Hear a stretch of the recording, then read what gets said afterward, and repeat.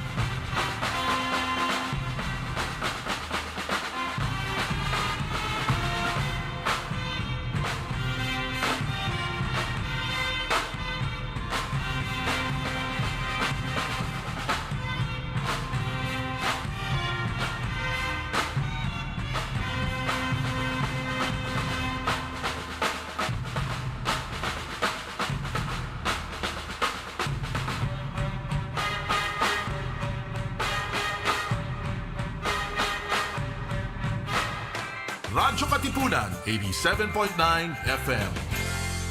Mamangha sa lalim at ganda ng ating kultura at diwang makabayan, sa mga salita at pahina. Sa tulong ng mga guro at manunulat ng panitikang Pilipino, halina't tuklasin ang yaman ng ating panitikan, ang pamana ng ating lahi. Kasama ang kagawaran ng Filipino ng Pamantasang Ateneo de Manila. Ito ang Sari-Sari, ang pinakamagaling na palatuntunang pang-edukasyon sa 2022 Catholic Mass Media Awards sa bago nitong oras.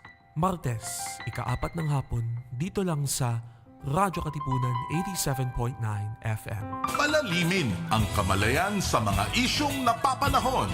Makisangkot at makiisa kasama ang simbahang lingkod ng bayan. Ang Social-Political Apostolate ng Kapisanan ni Jesus. Ito ang Kwentuhang Bayan mula alas 11 ng umaga tuwing Biyernes dito lang sa Radyo Katipunan 87.9 FM.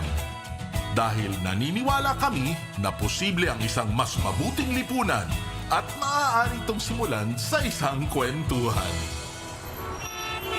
And there was another drive-by The fire we reported at Moore Fire Hall is still burning out. Do you sometimes feel confused or lost in the complications and complexities of life? Do you feel drained, listless, or exhausted from the daily burdens and responsibilities? Why not seek our campus ministers on air every Tuesday from 2 to 3 in the afternoon? Listen to our counselors from the Loyola School's Campus Ministry Office as they ground our lives in our faith, in our school's spiritual tradition. Campus Ministers on Air.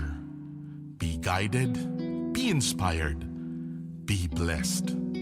Listen to our Campus Ministers on Air. Radyo Katipunan. News, insights, inspiration.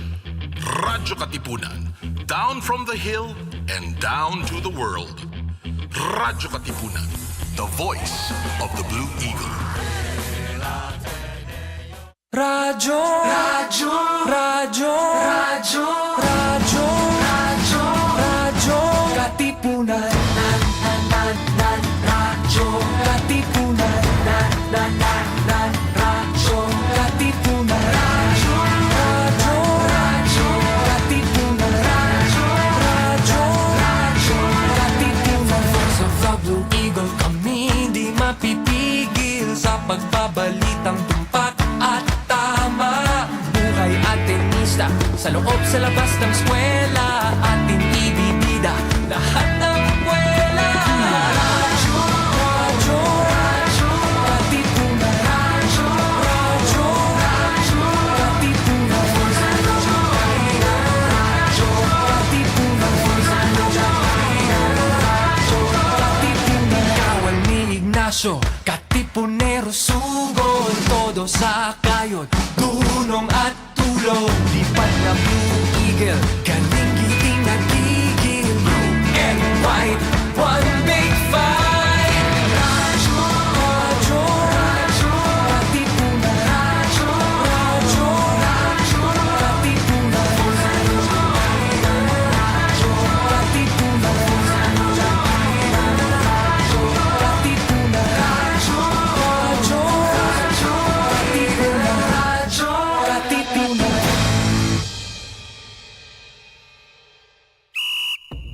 to RK Sports, where we take you right into the action with the highlights, insights, and analysis of the sports scene in, around, across, and beyond the Ateneo. With your hosts, Anthony Perez and Mookie Borja. Katipunan. Game on.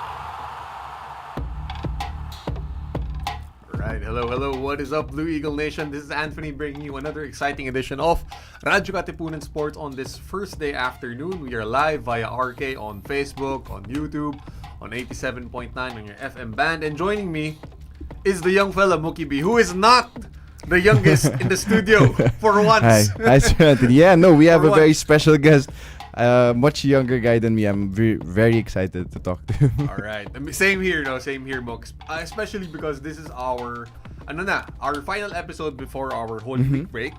So, yun na lang, guys. So, we'll start you off with this afternoon with some much-deserved congratulations in the way of Mr. Trey Solis, GK for the Ateneo Junior High School Aspirants Football Team. So, Trey, shout out rin to your classmates from 9 Grimaldos. Yes. Yeah. They all want shoutouts. Ayun na. And you will give them their shoutouts. Let the people You'll hear have what the they time, want to yeah. hear. Alright, so si Trey his team are the champions of the recent Rizal Football Association or RIFA Cup tournament that was held just a couple of weeks ago. No, Yeah. Trey? Yeah. Right. Pero from what I've heard kasi, this is a back-to-back win for you guys. For Ateneo, yeah. Yes. So, tell me, which one's sweeter? Last year's or this one? That one's tough. Sige lang. I think I like this recent one more because I had more of a role in it. Last year I was kind of still fighting for my spot.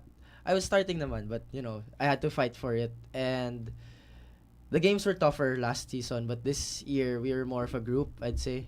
And it was the year where the people my age, 2009, they were more used to being with Coach Ompong. We all had a stronger sense of chemistry. Yeah. Yeah. So, last year kasi, Trey, from what I've read, that finals match that you where you went up against ISM. Yes. No? It went down to penalties, Mook, 4-2, Yeah. and Trey was the GK there. Pero this one naman, this win, this RIFA win versus Claret, who we all know is a high school football powerhouse. Yeah. Diba? They've always been there. No. So Claret tied the match at 2-2 just before halftime.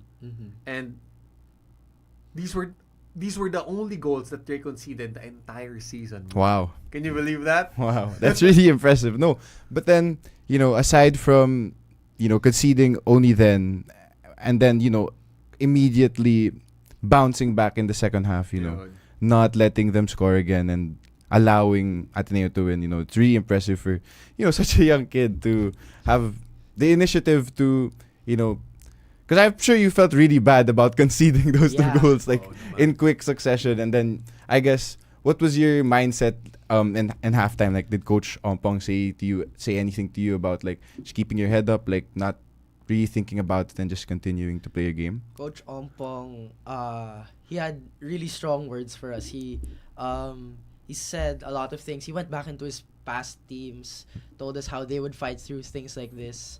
Like, there's one of his teams in the finals, they were against LaSalle, and LaSalle had like 7 players in the national team, and his Ateneo team didn't have any. So it was actually it really, I think it inspired most of us. And he told me and one of my other teammates to actually talk to the team, and I think by then I was already in the mindset for the second half, and I just wanted to share it then with the team. And in the second half I could see a change in demeanor from all of us. And Nice. we all fought a little harder. We all played much better. And then dying moments, like last few seconds of the game, we scored again. We didn't even need to score to be champion, but we just wanted to win. Right. And kasi Coach Ompong always says we play for 3 points. Yeah. We play for the win every single weekend. And yeah, yeah, that's it. All right. Now, my challenge to you, Trey, is to repeat everything that you've said, but with a Coach Ompong impression. Joke lang.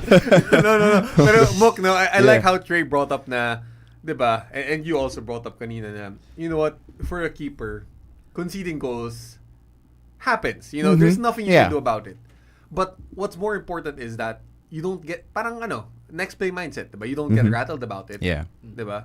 And he could have easily, became overthinking during the second half because, those 2 goals, I really do think was really in his head. Like, oh man, I should have, I missed my streak. But then, to gather yourself, to collect yourself, to, take what Coach Ompong, told them in the half and just continue to, bring it all out in the end. And, for them to repeat was really special for, such a young group of boys also. Yeah. Diba? And speaking of comeback wins, no, Mook, that's not the only comeback win that Trey has under his belt because si Trey pala came from a quite serious injury Yeah. a couple of years ago. So yeah, Trey, what happened there? So I got subbed on actually for second half. Oh. And I like the third shot I saved, I immediately got injured. And it was quite bad. Like the ball just hit me here somewhere in the wrist. Yikes. And I fractured 2 bones. One was a little more serious than the other. And I, for like a month, something like that, I was in a soft cast where I could still move my arm a little bit, my elbow. Pero another 2 months after that, I was wearing a really sturdy cast that was almost my whole arm. I could only move my shoulder. And I had to have surgery because I needed metal to place back 2 of my bones. And it got removed already. That's this scar actually. Oh. Yeah. So, during that time when you were injured, was it, obviously you're also a student, so was it a lot of just going back to studying first more, or did you also try to keep yourself in shape while you were your arm was in a cast? Well, when I got the cast originally, or when I just came back from injury, I was quite scared because, well, school was gonna be harder because I'm right-handed. Right. And playing was just out of the picture. I couldn't play at all. I missed so many months of training. It was kind of sad, but I think when I got out of the cast, I was cleared to start rehab. That's when the mindset of being an athlete came back. I just really wanted to get back into shape and push on more. So when I got back in shape, I started playing again, and yeah, now I'm here. Right. I mean, but you know what, Trey? Notwithstanding what would happen, the injury, like you don't wish anyone to suffer the same circumstance as that. But parang these are like hard hitting lessons that at your age, at 15, you're already getting. Diba? Like you're looking at the silver lining of it. Yeah. Diba? This prepares you for harder and tougher things to come. Diba? In football. There are gonna be like even worse injuries probably. I'm lucky that it's my arm. If it was my leg, it would be a lot worse. Oh, naman. And Longer. there are gonna be things like losing games. There are gonna be times where my team doesn't perform how we want to perform, and perseverance that I learned from the injury is gonna help with keeping a good mindset for times like that. Right. So Trey is officially a back-to-back champion. Yeah. And a injury comeback champion. Comeback player. Comeback player. So, di ba? Things on the up and up for Trey. But ano lang Trey, I just wanna parang leave the football pitch a bit. But tell us about yung just being in grade 9 with your teammates, and you're all under Coach Ompong, di ba? Who can be, di ba? Who can get at you sometimes, but yeah, quite a character. di ba? Yeah. Like Yeah. how's life like with your with your teammates? Well, with my teammates, this is actually our 10th year knowing each other. 10th yeah. year. Yeah, grade 1 until grade 9. That Most of us in grade 1, most of us were teammates already back then. Some just joined later on in grade school and some in high school. But no matter how long you've been with the group, I feel we're all still so close to each other. We're all still such a big and happy group together. Like, we all eat lunch together. We all Yeah. we all hang out with each other after class or before training, and it's quite nice having just a friend group, a really big friend group. Not even a friend group, it's more of a family already. Nice. Because of how long we've been together. And it's nice to have them every single day, not even on weekends, because we have games. Yeah. You know, it gives you a sense of security, and it really shows also on the field, because well, we're together all the time. We get to train, all that stuff together. Yeah. Basically, our whole lives are together. Like, and Mookie can really relate to this now, because when you were playing juniors basketball, it's It was essentially also the same. like that. same No, yeah, it was experience. also like that. In the grade school, I think football starts a little earlier. Like, they do start in grade 1. I think basketball, I think the varsity team start in like when I was at least there, the grade 3. So I think that's like grade 4 or 5 now. But yeah, just that long, like the chemistry with your teammates is something that you get in like 2 years, and then the rest, you're almost like what he said, like what Trey said, like you guys are just a family. Yeah. Like your brothers you see every day, especially like even on weekends. Like the first thing you wake up in the morning, you're gonna go to your game right away, and then you're gonna see your friends, and then you guys are gonna have to battle out for like. I'm assuming it's different for football because it's like much hotter than being in a COVID courts. But then, yeah, it's really special when you have that connection with a group of your peers, and then you go through everything together, like all the coaches, all the plays, all the like ups and downs, the wins and losses, and it's nice to have that company. Right. So it's really good that Trey has that. Yeah. And to those listening to us, outside of football, Trey is pretty much your ordinary grade 9 student who goes to his advanced classes, diba? Yeah. In Yeah. English or science. And mind you, JHS folk, Trey is also concerned about his palig performances in Filipino. So, Yeah. Mok, some things do never change. Some things never change. Just the culture in the high school has changed. The names, some places have been rearranged, but then just some things just really never change Alright. when it comes Yeah. to high school. So, Mok, let's just read some shoutouts for Trey. Dustin Concepcion says, hi, champion. We would like to also greet Irel Atienza, Capistano Quieres, Trudy Te, Yeah. Maggie De Lopez Diaz, Jennifer Chua. Thank you so much for tuning Dami in. mong fans. Right? Daming fans ni Trey, no? Yeah. Pero, These are the moms of my teammates. pero ang most, the most ardent supporter of Trey also has to be his own mom, si Miss Ida, who's outside, watching our broadcast with Trey. Who, by the way, Trey, your mom posts some of your GK training videos. Yeah. Diba? And she also asked us to follow at TreyKeeper. Diba? Follow. There we go. Pero, Trey, I want to ask you, even at your age, at 15, how is training with...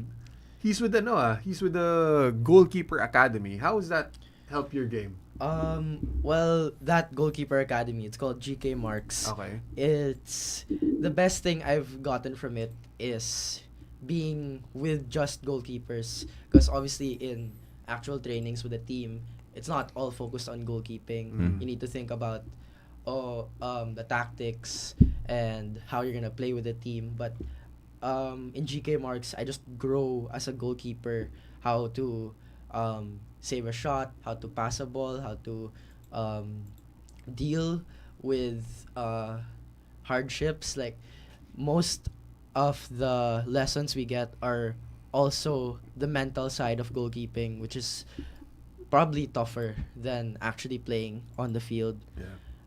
Because all those conceded goals, all the mistakes, they probably hurt more than my injury.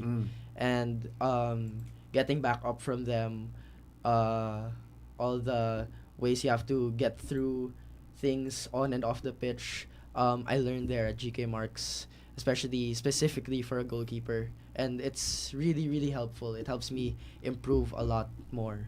Yeah. I mean, Mook, if you had the chance to see some of those clips, like Trey's got pretty good feet and reflexes, no? Yeah. Like, and which is, I think, most natural for young keepers. Kasi, diba, you rely on your instincts. Diba, your reflexes.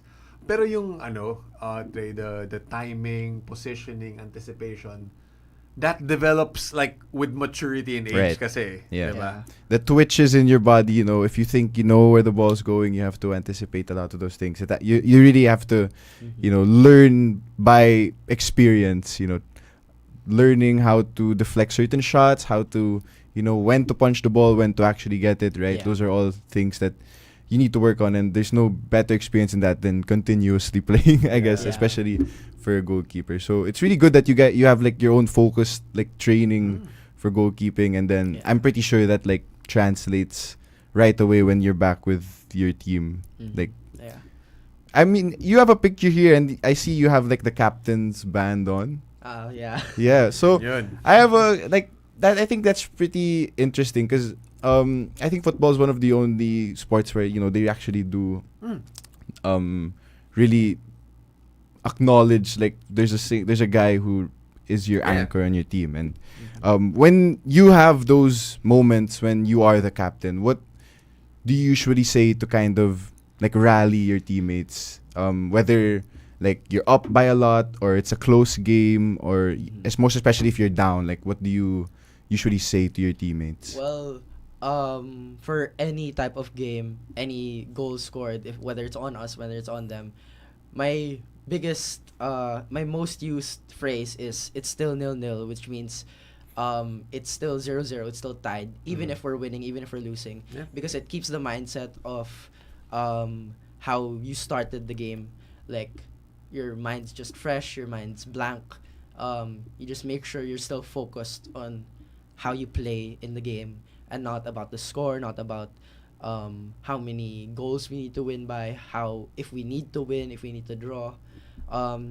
That's why, like, every goal, especially in the finals when we were winning, I had to shout, it's still 0-0, it's still 0-0, so that it doesn't get to their heads. Although it seemingly did, because we conceded 2 after that. But even when we were conceding, you just say it's still 0-0, it's still 0-0, and it'll keep you calm, and it'll make sure nothing gets into your head negatively, and you can stay focused on winning. Keep playing their game. I get that. Yeah. True. And as a keeper, you really have to be one of the most vocally present players on you the field. definitely do. Diba? More than, lalo na, look, it's quite parang double duty for Trey, because you're wearing the captain's armband and you're also a keeper. Yeah. So immediately your presence must be felt by the 10 other guys with you. Diba? Yeah. You see, there's this funny moment. I was watching the men's game with most of my teammates, and the parents, or just the people around us, said we should shout one of the chants, and then one of our teammates said, loudest people shout. And then immediately, everybody looked at the 2 keepers, and because we have to shout a lot during the game. After the finals, I went to a concert, so my voice was so dead the next day. Like, Mok, before you came in the studio, I was asking Trey, like, who are the keepers that you try to emulate or pattern your game after? Yeah. And I told him na, of course, in my generation, like, I grew up watching legends like Casillas, Buffon, Petr Cech do their thing. Until guys who are literally my age, you go to David De Gea, Thibaut Courtois. But Trey here mentioned Marc-Andre Ter Stegen. Yeah.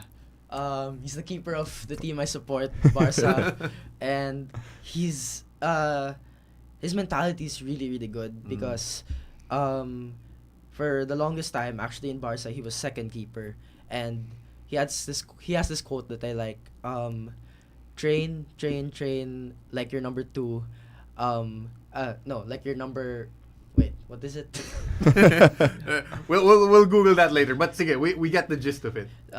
Basically, when you're train and play like your number two because it'll push you harder and harder until you do play like your number one. Yes. And going back to the things I said before, perseverance is probably the most important thing, not just as a goalkeeper but as an athlete, because all the ups and downs that you'll face are gonna be really, really tough. So a strong mind, a strong character will get you through all of them. I think Ter Stegen's also a really good role model for Trey because relating to that quote, Ter Stegen was always number two because the number one in his country was is still Manuel Neuer. Yeah. Like Manuel Neuer is one of the greatest goalkeepers also of all time ever. Yeah, and to always be second to him is a lot of the times a compliment because of how great Neuer is, but Ter Stegen has just been so steady with Barcelona, even during the Lionel Messi days and now post Messi, post Pep, post everything prime days of Barcelona. He's still there trying to always just galvanize, always just be the anchor that a young and up and coming Barcelona team needs right now. So that's a really good role model for him to continue to follow. Yeah. But closer to home, Trey also follows our own AMFT. Yeah. And he's also a fan of R2 Cesar, who is playing, by the way, Mook. Yeah, right today, now. Diba? And I think si Trey hahabol yata sa game nila in just a few moments, no. But of course, Trey for any young footballer in Ateneo, diba, the ultimate dream, the end goal would be playing at the UAP seniors level. Yeah. No. Yeah. Sige nga, parang how do you parang visualize that step by step as early as now? Well, I think the reason our team right now is called Aspirants is because we aspire to be in the UAP. And the first step to that is the UAP juniors, who I'll be trying out for. Hi, coaches. Shout out to Shoot Coach your shot, Dodgy. man. Shout out to Coach Dodgy. Yeah. Hopefully, once you get into the UAP juniors, I've heard a much different game to like Rifa, to being an aspirant.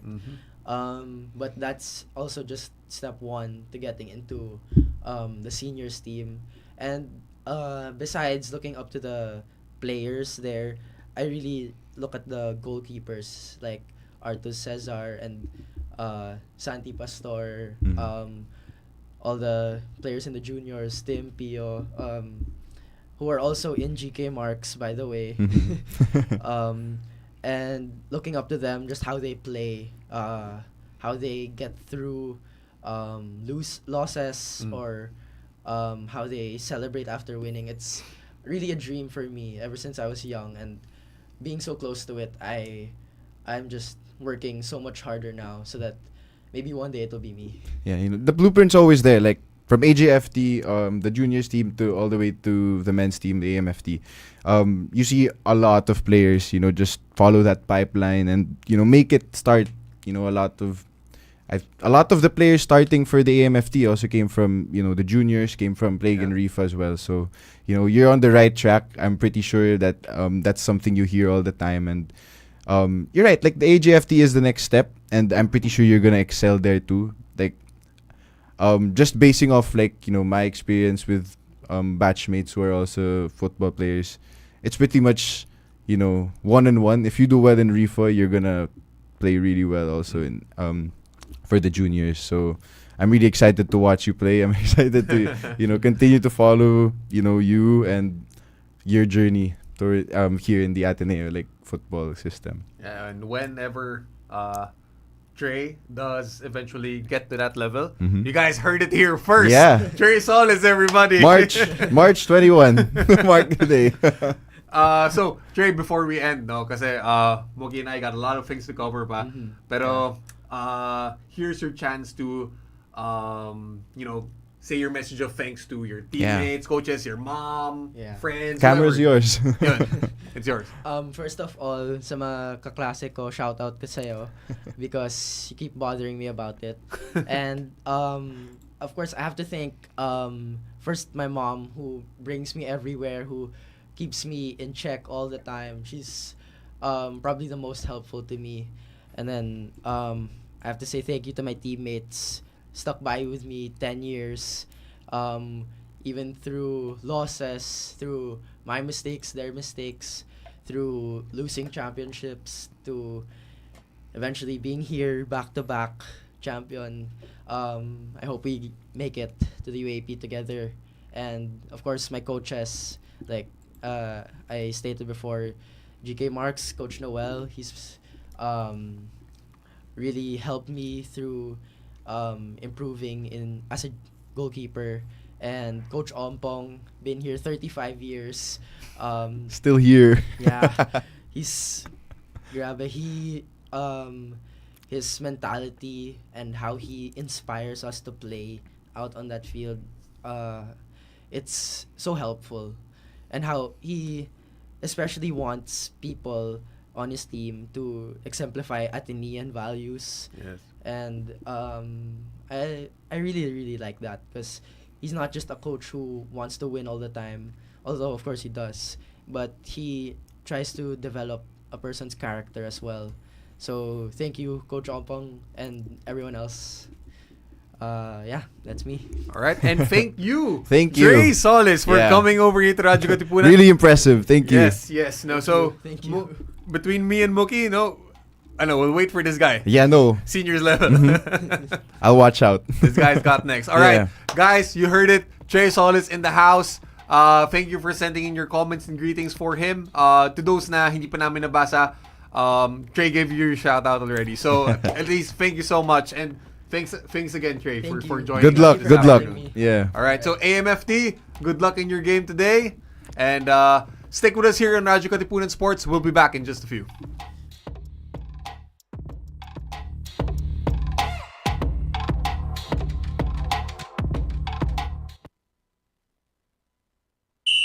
Time out. Arcade Sports continues right after this. Radyo Katipunan 87.9 FM. Keep the Word of God strong in our lives. Keep the spirit of hope and the grace of healing alive every day. Keep the faith. Join us every morning for the celebration of the Holy Eucharist with the Jesuits from the Philippine province. Keep the faith. Daily Mass with the Jesuits streams from Monday to Sunday at 8 o'clock in the morning on Radyo Katipunan's Facebook page, YouTube channel, Twitter feed, and other social media partners.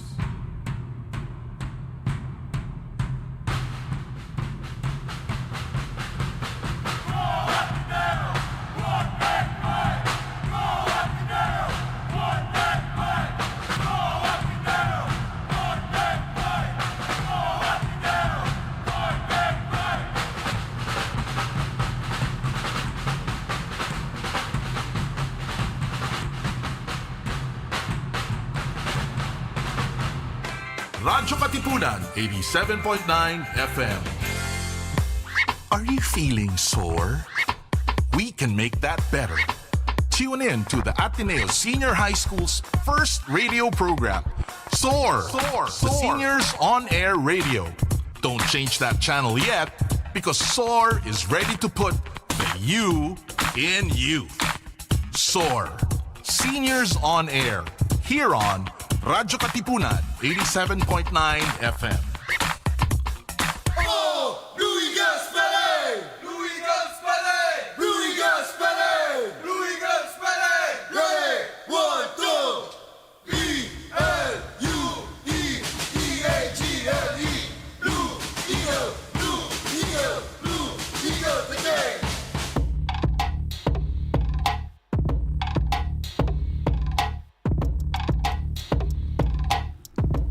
Alright, people, we are back here live on Radyo Katipunan Sports. So earlier we were joined by a future Ateneo footballing star, Mookie. Or is he? He's already He one. already is. He already Diba? is. So that was Trey Solis for you, everyone. So Earlier, he was recounting his journey with their back-to-back Rifa Cup tournament wins. And for the young bro, me and Mookie wish him all the best in his young and bright He's gonna do really well, I'm sure. footballing career. Yeah. All right, so guys, NCAA college basketball season-ending tournaments, they might be underway, but Mookie, we got our little own version of March Madness happening right here. High school edition nga lang, no? So, what Mookie and I are talking about is the 2024 NBTC National Finals, where, Mookie, for the first time since 2017, there will be a new Division 1 champion, which was previously dominated by NU Nazareth School for 3 consecutive national finals. But there's gonna be a new champion down. Yeah, they lost yesterday to the Phil-Am team. The Phil-Am team, I think, is always a threat in this case. Terrence Hill from the Phil-Am team scored 21 points, 6 rebounds, and 5 steals. And I think if you're NU, didn't win the Juniors UAAP championship this year, I think you're not really going through a rebuilding phase, but you're not as prominent and dominant as you once were under Coach Goldwyn Monteverde. So you're gonna have some bumps in the road. I'm pretty sure they have a lot of talented players left, but there's gonna be a new champion this year. Yes. So of course the NBTC is the brainchild of Coach Eric Altamirano and his staff, no. But Mook, I wanna ask you, was this already like a big thing back when you were playing juniors basketball? Yeah, no, it really was. It would really be cool when people or people you played with, got the call up. Because I think until now, I think the draw is always the All-Star game. Yes. Like the All-Star game is always when the highlights, when I was in high school, it was Jalen Green came here. I remember that. Ron Artest's son was also part of that Phil-Am team. So, there were a lot of buzz around. And of course, Kai. Kai Soto played for the NBTC All-Stars for, I think, a few years too. So it was really fun to just watch, people who you knew had the future, playing professionally. Yeah. And watch them at a very young level playing against each other, just trying themselves out, with different game styles. And it was really nice. It was really fun. And I'm very happy that, it's still ongoing now. Coach Eric Altamirano, all his staff are still finding a lot of these teams to compete, a lot of, teams from not just the NCR, and not just from Luzon, or, there are teams from Cebu, there are teams from Cagayan de Oro now, there are teams from San Rafael, Bulacan, wow. Who was a darling. Yeah, so the NBTC's branching out more, which I love. It gives more, shine to other basketball programs that have the capability to produce stars, and not just stars for the collegiate level, but hopefully also for the PBA and for international leagues as well. Right, because for us, we're so familiar with UAP Juniors competition, NCAA Juniors competition, but this NBTC tournament, it's a very good gauge of how these local high school hoopers fare with those outside Metro Manila. Right. And also with Pinoys hailing from overseas. Mm-hmm. Yeah. Diba? So, this NBTC 2024 did give us a glimpse of these up-and-coming high school talents on the pipeline for future UAP competitions, future NCAA competitions. We already heard about the commitments of a few of them, like Zain Mahmoud, already signing up with UST. And there's this guy, Alexander Pachuki, who's Filipino, Polish, and Canadian, who already made the visit to De La Salle and Coach Opex, right? Yeah. He also has some, I think, Div 2 offers in the States, but he hasn't really gave his commitment yet. There's also TJ Latu, who also impressed with the Phil-Am Nation. So he's Phil Tongan, which some PBA players are of Phil Tongan descent, so might be in that tradition of players coming from that region. So a lot of bright young talent, right? That you can and a lot here. of up and coming players like right now the NCAA Juniors Finals is also ongoing. The series is tied 1-1, but in the NBTC, like San Sebastian Staglet, June Peña Peña Verde scored 38 points yesterday, including the game-winning layup to beat the aforementioned Cinderella team San Rafael Bulacan, who in the first round beat Jared Bahay and the Sacred Heart team from Cebu. So, really impressive. Like what you said to start off, we have our own version of March Madness. It's a lot of who's who, and it's a lot of Cinderella stories, but in the end, it's just the amount of talent amassed by, NBTC and all the teams, and just to showcase all of these young players. It's really exciting. Right. And not just for the recruiting, not just for following them maybe overseas, but just for them to just play basketball against their peers, to see where they are, to see how they can improve as well. But there's one guy close to home, Mook, that I want to talk about who did compete in this NBTC. And he's, for the second straight year, he's been named as the number 1 NBTC ranked high school athlete. And I'm talking about our J-House, Jared Bahay, who, during their stint in the NBTC here in Manila, was able to train with the Blue Eagles and Coach Tab Baldwin. And he had a couple of interviews here and there, Mook, and I just want to key in on some interesting findings that surfaced during his interviews. So Jared Bahay did admit that learning Coach Tab Baldwin's system is a little bit more complicated than the one he's used to running in Cebu. Because here's what he said about it now, Mook. Coach Tab's system, honestly, is a little more complicated than our system back in high school, but I'm very confident because the coaches back in high school in Ateneo de Cebu molded me to become a smart player. It wasn't just all skills, talent, and hard work. They molded me to become an intelligent player to play in Coach Tab's complicated system. Complicated here doesn't mean magulo. Yeah. Okay? No. Never. It means it's very much more complex than your usual standard Pinoy high school offense. And I think, I think Coach Tab fought for Jared Bahay for that exact reason, like what he said, was because he was smart. It's tricky now. He's trying to learn it now because it's new. Jared Bahay is really young. But, SJ Belangel took a few years to even start for Coach Tab, and we all know what happened when he got the hang of that system. We know what happened when, Matt Nieto got the hang of that system, Forsky Padrigao. So, it's a big playbook to learn. Like, when you slam it on someone's desk, it really is a little bit overwhelming at first, especially if someone of Jared Bahay's stature is not really tall. But, once you get the feel of it, once you figure out the rotation, the schemes, the patterns of how you're supposed to pass, and how you unlock all of those,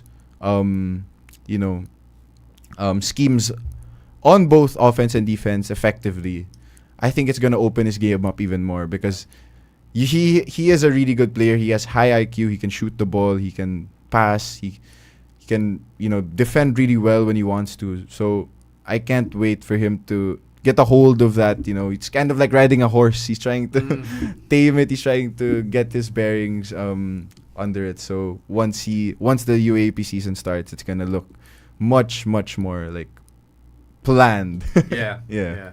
I mean, initially it's harder to learn, like, no doubt.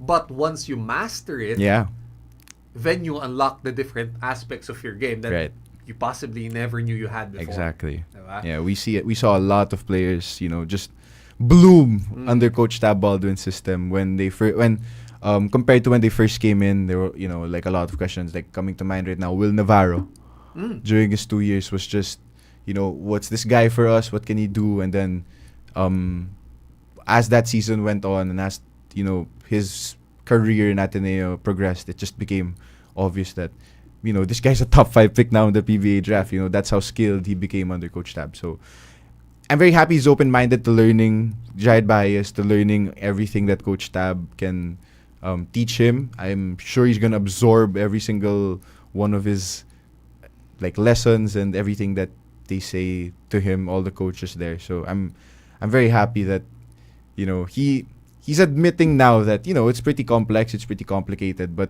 I'm pretty sure he's gonna get the hang of it by October. Right.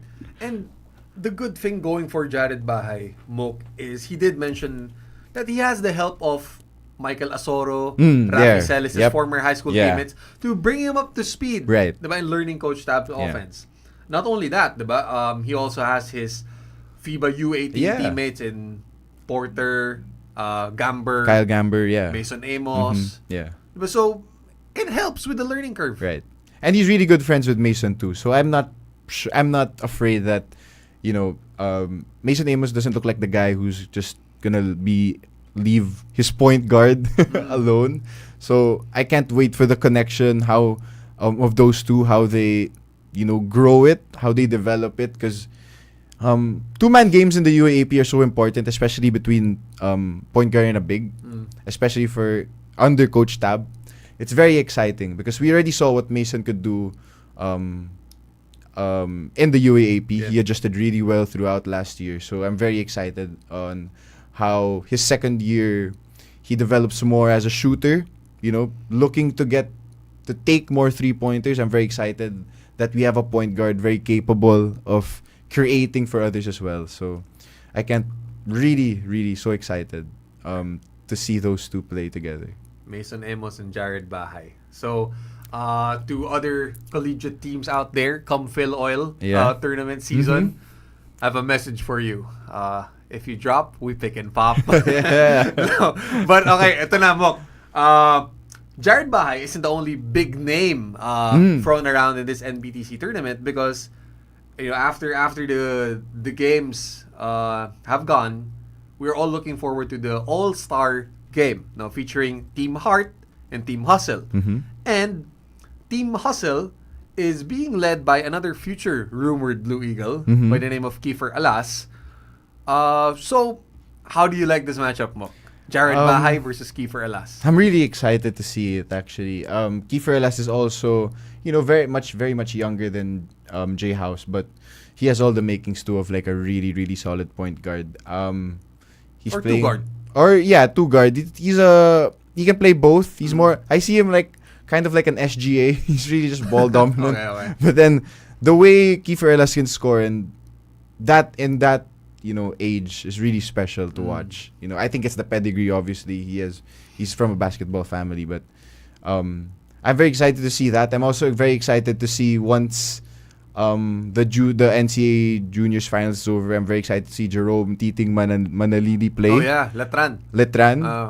Shout out to him. His game one last Saturday was spectacular. He scored 35 points, 9 rebounds, 9 assists, and 7 steals. Wow. And can I just say also, the NCAA Juniors Finals, running up the score. I think the first game Letran almost scored 100. Yesterday, during game 2, the halftime score was 50-53. High school game. High school game. Yeah. That's really high scoring. So, very exciting. I can't wait to see, Manalili, Kiefer Alas, all those names. Yeah. His counterpart in Perpetual also is really also good for... Amiel Acido. Amiel Acido is really good, also very promising guy. Who led, Perpetual yesterday to a 19-point comeback. Can you believe it? To beat Letran. So, I mean, these juniors kids are really something special. And that's, what NBTC is always... You can always count NBTC to just showcase all of that talent, that raw talent. Yeah. So I'm really excited to watch that All-Star game. And after the NBTC All-Star game, we can't wait for Jared Bahay to suit up in Pinoy Liga and Phil Oil competition. So, lots of, college basketball previews coming up for us, Mook, to cover and watch. Yeah. All right, guys, when we do return, it's going to be some NBA late season storylines where Mookie and I might just put on our conspiracy theory hats for this segment. Guys, we'll be back in just a few moments, so stick around. See you again soon.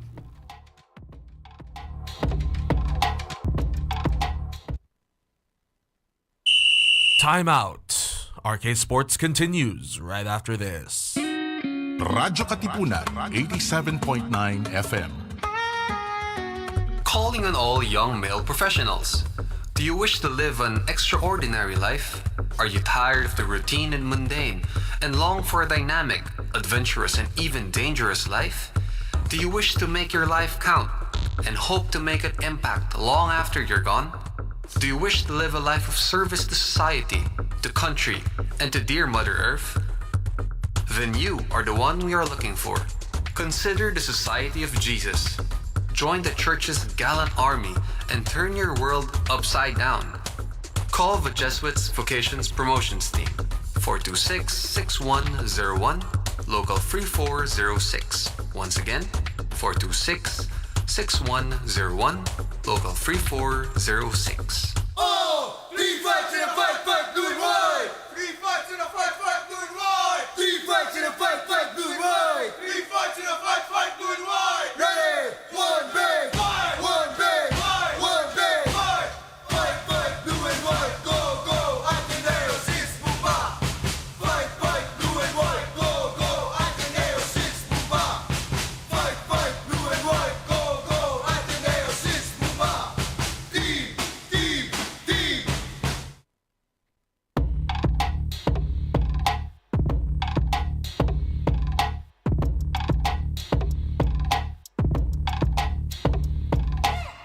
Alright, welcome back to RK Sports Circle. We just wrapped up our segment talking about our own version of high school March Madness here, the NBTC Finals. But now, Mook, it's time to head over to the NBA, where, we're gonna go through some late season storylines again. But first, no, I just wanted to ask Mookie this. And I've been meaning to ask you this all week, no. What is Mookie's pick for who did it better? Number 1, Kyrie Irving's left-handed hook shot game winner over a 7-footer versus Anthony Edwards' stratospheric poster over John Collins. Mookie, who did it better? I think he also murdered John Collins, but He gave him a head contusion. They should have looked into that. But in my opinion, actually, I think the more impressive play was really Kyrie's game winner. Yeah, okay. Same. Kyrie's game winner was impressive because I don't want to say that we've seen Anthony Edwards dunk like that before, because it's really such a really good dunk. But I think just the degree of difficulty that shot of Kyrie was just, not even counting anymore the fact that it was a buzzer beater, but to turn and immediately jump like a hook shot Offhand. Nearer to the free throw line against the 7-footer. Just all of that combined, and he made it so gracefully, as if, he really that was his shot. Like, that's the shot he was gonna take.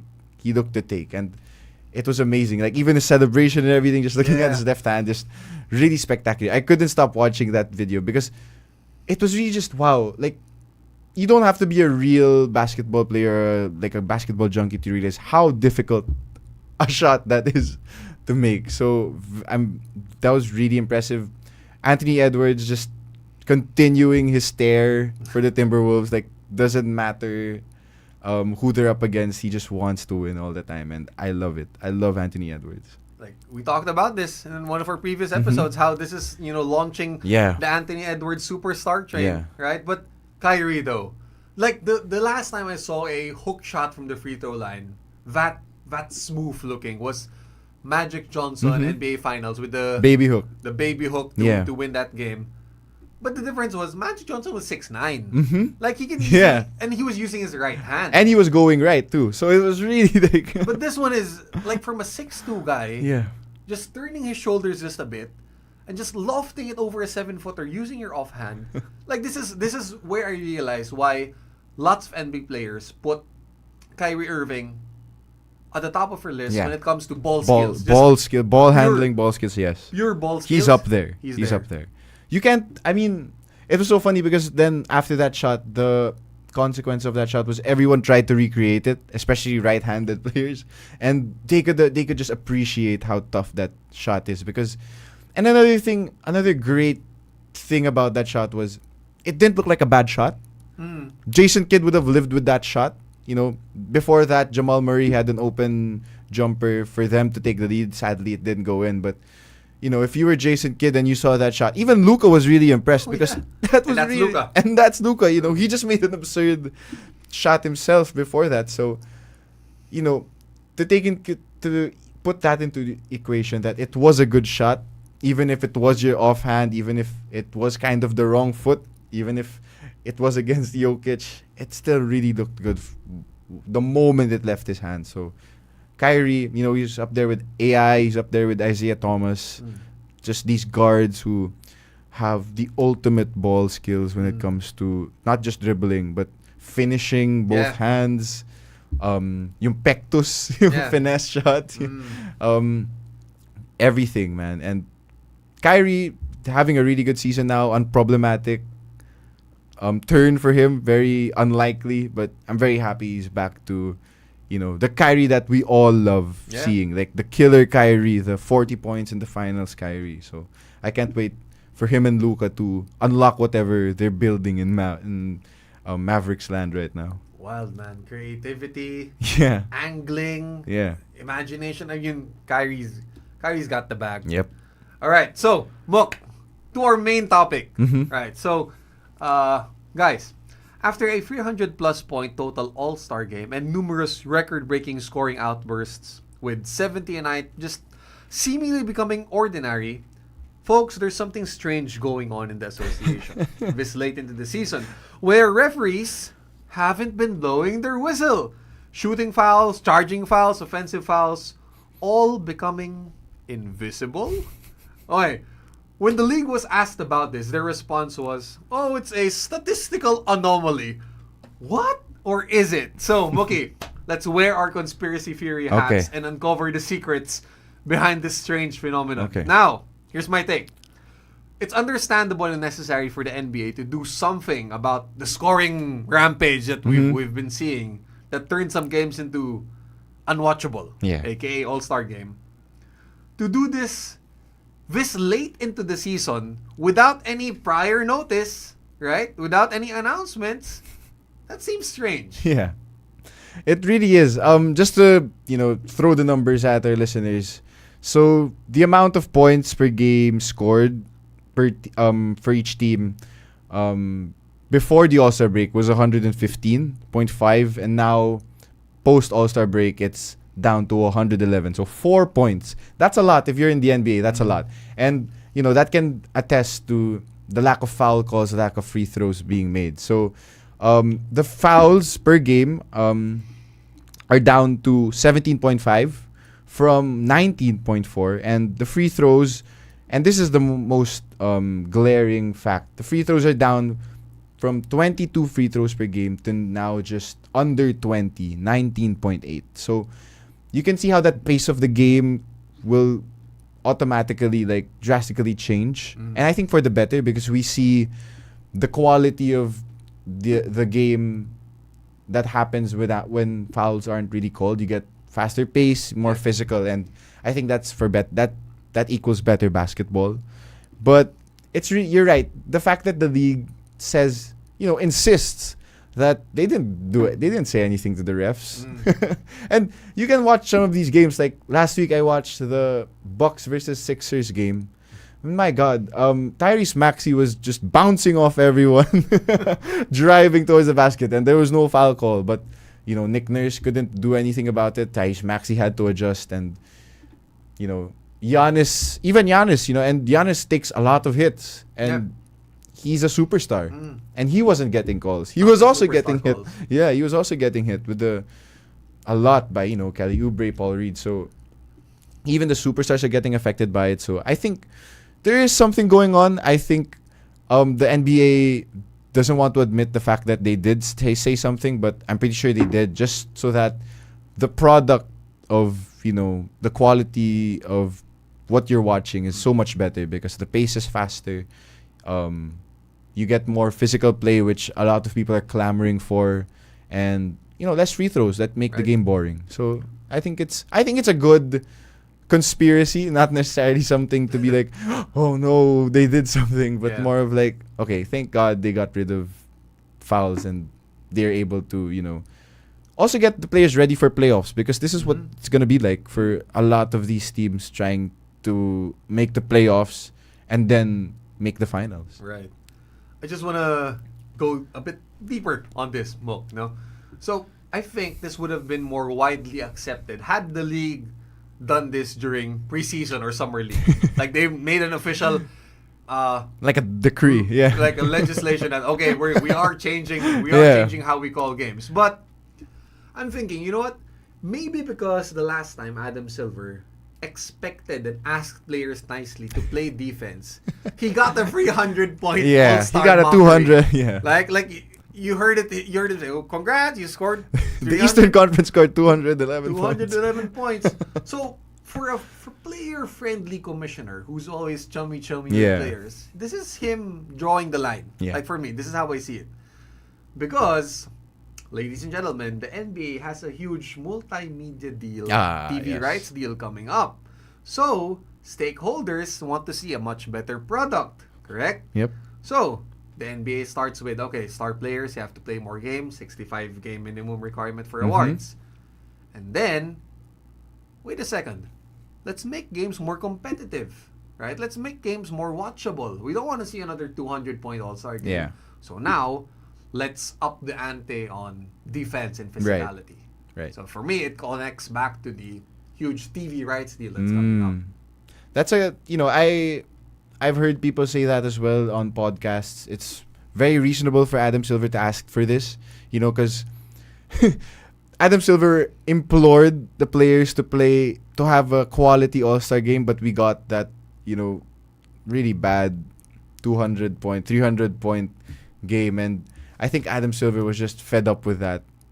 And he was fed up because you're right, in regards to the TV deal, they kind of got screwed, because if this is the product that, you want to show to your investors to invest in your league, it's not going to work. No one's going to watch. No one's going to want to watch that. So I guess they forced his hand by saying, you're not gonna play defense. Fine. We're gonna call a little bit less fouls so that your offense will also have to adjust. But I think the theory I also like to believe a little is, I think it could be preparation for the upcoming Summer Olympics. Could be. Because I think we all know this, that FIBA and the NBA have very different rules. Especially the FIBA referees are much more, they call a lot less than the NBA. They don't really care if you're a superstar. They don't really mind if it's SGA or Luka. If they don't see a body or they don't see a hand, being slapped, that's not a foul. So I think it's a little bit of that, because we did see the amount of adjustment the Team USA team recently in the World Cup had to, go through. They were, the reason why Germany won that game was because they really, Dennis Schroeder hounded their guards, and they weren't able to do anything about it because, they were asking for a foul, but they weren't getting any. So I think that's a good theory as well. I think Adam Silver wants Team USA to win the Olympics in Paris come July. So I think this is also good practice for them to kind of get used to the fouls or lack thereof to be called in Paris. Right.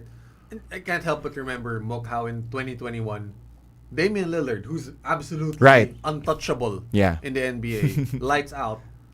Like, he struggled mightily in the Olympics in Tokyo. Like, he just couldn't get the usual calls. His usual 3-point, when he usually stops and shoots, they weren't calling that. And for him, that's such a big adjustment, because that's a big part of his game. When someone jumps on Damian Lillard, he's gonna bump, and that's a foul. Right. But in the NBA, but in FIBA, that's play on, because you're the one who initiated the contact. Right. So it's a good adjustment for the NBA to finally, get on par with the international game, so that they won't have to adjust too much when they start training for, the likes of France, Serbia, Japan, Spain. So, yeah. And also, because, you know what, Mook? With this exponential growth in offensive ability, like earlier we were mentioning Kyrie Irving and his elite ball skills, you know what? Altering the officiating or how fouls are called, right? Or rules, is one way to curb, the outbreak of scoring. Right. Right. It's not that defense has regressed so bad. No, it's just that offense has gotten way, way too good for players to handle. So, giving defensive players a little bit more leeway, right, might help in, again, bringing out the score, and increasing the competitiveness. Because I feel like every year, on the offensive rating, like the offensive rating record always, shifts. Now, we see Dallas a few seasons ago broke it. Now it's Indiana with their run and gun offense. So the NBA, is right to try and mitigate, try to balance just, the product on offense, which is really, really just firing on all cylinders right now. People scoring, anyone can score 40 on any given night. To, trying to get to the defensive part of things where, because defense is really what wins championships. That's the saying, and a lot of championship teams have really good defenses, to fall back on. So you see the Minnesotas, the Bostons of the NBA start to clamp down better because, they're allowed to get more physical. You see guards starting to bump more. You see guards trying to move their feet more because, bumping people won't necessarily always be called a foul. And that's good. If you're on defense, that's good to hear because then, maybe every SGA pump fake, you can, just continue to stay on the ground. And whenever he bumps, you can play off that as well. So I'm really excited how this rule change leads to the playoffs and how more competitive the playoffs will be because they always are. But it's good that there's like a trial run now of these teams starting to get a little physical. The points are getting lower. We see a lot of sub 100-point games for both teams now, which, might not be good for the run and gun style offense that, the 3-point offense that's a lot of teams now have, but just so that how to win in those, dying closing moments where most of the time shots aren't falling. Right. So, one thing's for sure, like it or hate it, if this is the way they're gonna call things from now on, then the playoffs are gonna be fire. Yeah, the playoffs are gonna be really, really interesting, especially for big men. I'll say that. We have a lot of skilled big men now, but a lot of the calls, a lot of the bumps, a lot of the putbacks, sometimes when you get hit in the head, aren't called anymore. So I'm very excited to see how people handle that. Okay. So, Mook, before we end this Thursday broadcast, Big Blue shout out. Who do you want to give it to? Big Blue shout out right now to the AMFT team. They're up against the UE Red Warriors. I hope they tune in. I hope they win. I thank you guys for tuning in, and if you have time, please watch our men's football team. And that does it for this episode of Radyo Katipunan Sports. Thank you so much to our audience for always tuning in and listening and, sending in your comments and greetings. Thank you to my co-anchor, Mookie B, as always. And guys, once again, this is Anthony saying goodbye, one big fight, and have a blessed and restful Holy Week, everyone. Yes. All right, see you again soon. Peace. See you soon.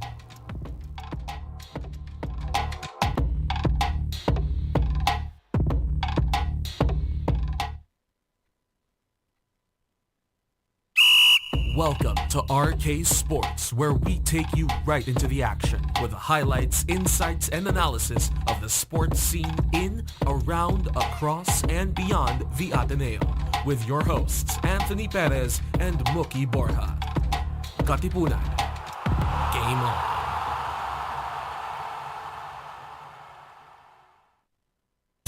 You're listening to